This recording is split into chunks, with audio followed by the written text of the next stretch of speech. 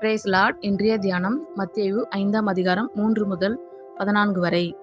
ஆவியில் எளிமை உள்ளவர்கள் பாக்கியவான்கள், பரலோக ராஜ்யம் அவர்களுடையது. துயரப்படுகிறவர்கள் பாக்கியவான்கள், அவர்கள் ஆறுதல் அடைவார்கள். சாந்த குணம் உள்ளவர்கள் பாக்கியவான்கள், அவர்கள் பூமியை சுதந்தரித்துக் கொள்வார்கள். நீதியின் மேல் பசிதாகம் உள்ளவர்கள் பாக்கியவான்கள், அவர்கள் திருப்தி அடைவார்கள்.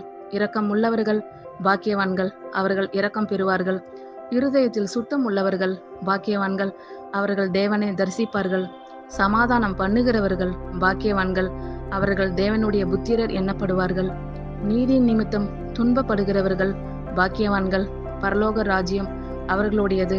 என் நிமித்தம் உங்களை நிந்தித்து துன்பப்படுத்தி பலவித தீமையான மொழிகளையும் உங்கள் பேரில் பொய்யாய் சொல்வார்களானால் பாக்கியவான்களாய் இருப்பீர்கள்.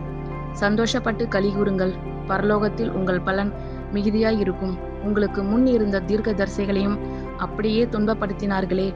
நீங்கள் பூமிக்கு உப்பாய் இருக்கிறீர்கள். உப்பானது சாரமற்று போனால் எதனால் சாரமாக்கப்படும்? வெளியே கொட்டப்படுவதற்கும் மனுஷரால் மிதிக்கப்படுவதற்குமே ஒழிய வேறொன்றுக்கும் உதவாது. நீங்கள் உலகத்துக்கு வெளிச்சமாய் இருக்கிறீர்கள். மலையின் மேல் இருக்கிற பட்டணம் மறைந்திருக்க மாட்டாது. ஆமீன். God bless you all.